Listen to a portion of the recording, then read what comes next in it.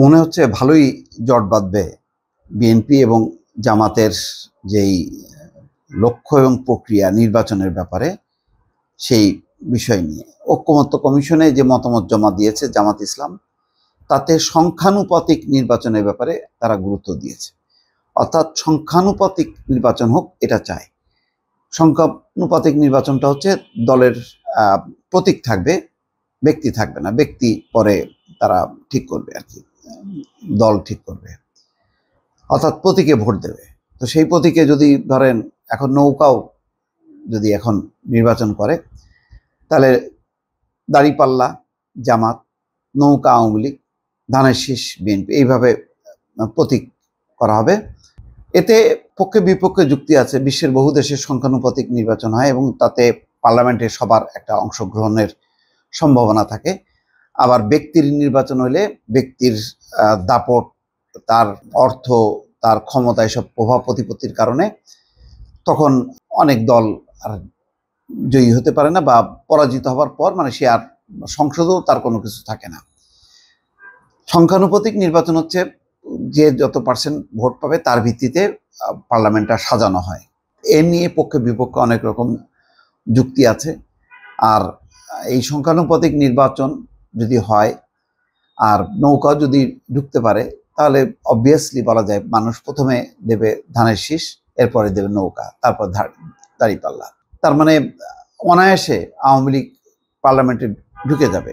এই ব্যাপারে বিএনপির বক্তব্য হচ্ছে যে সংখ্যানুপাতিক নির্বাচনের পরিবেশ পরিস্থিতি তৈরি হয়নি। আর এইভাবে যদি নির্বাচনটা হয়, সেই নির্বাচনের গুরুত্বও থাকবে না।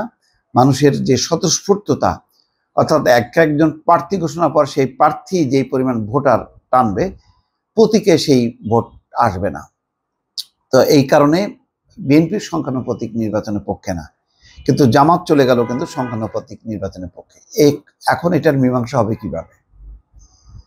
এখন যতগুলো রাজনৈতিক দল জমা দেবে, সেখানে কি ওই করা হবে কিনা, ভোটাভুটি করা হবে কিনা, অর্থাৎ কে দলভিত্তিক নির্বাচন চায়, কে সংখ্যানুপাতিক অর্থাৎ প্রতীকের নির্বাচন চায় কতজন, আর দলীয় প্রার্থী হিসেবে কতজন নির্বাচন চায়, এরকম কি ভোটাভুটি হবে, ভাগাভাগি হবে, এর মধ্যে দিয়ে কি জটিলতা বাড়বে?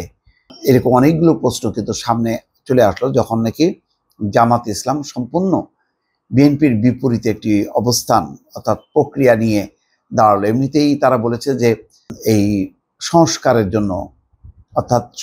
জন্য তারা সময় দিতে চায়, যৌক্তিক সময় দিতে চায়। সেই যৌক্তিক সময়টাও আবার সময়সীমাটা উল্লেখ করেনি যে 2 মাস নাকি 3 মাস। তো এরকম অনেক রকম ধোঁয়াশা থাকলো, এবং ধোঁয়াশা থাকা মানেই হচ্ছে বিএনপির সাথে একটা মতবিরোধের জায়গাও কিন্তু একই সঙ্গে তৈরি হয়ে গেল।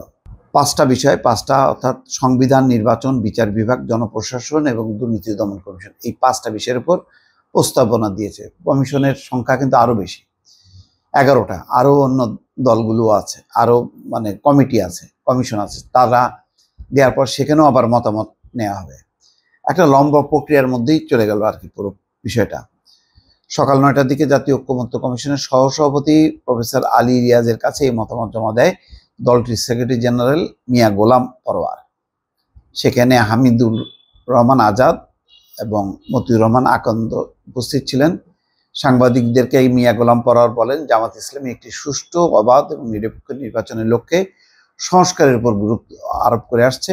আমিরে জামাত সহ নেতৃবৃন্দ প্রয়োজনীয় সংস্কার সম্পন্ন করে দ্রুত একটি অর্থবহ নির্বাচন দেওয়ার জন্য বারবার বলে আসছে। অন্তর্বর্তীকালীন সরকারের পক্ষ থেকে নির্বাচনের সময়ের ব্যাপারে একটা ধারণা জাতির সামনে পেশ করা হয়েছে, আমরা তার সঙ্গে দ্বিমত পোষণ করিনি। 5টি বিষয়ের মতামত তুলে ধরে তিনি বলেন, কমিশনের প্রস্তাবের সঙ্গে কিছু কিছু ক্ষেত্রে আমরা একমত হতে পারিনি, আবার অনেক বিষয়েই একমত হয়েছে। আমরা ব্যাখ্যা সহ আমাদের বক্তব্য তুলে ধরেছি। আমরা সংখ্যানুপাতিক নির্বাচনের ব্যাপারে গুরুত্ব আরোপ করেছি। এই হচ্ছে পরিস্থিতি দর্শক।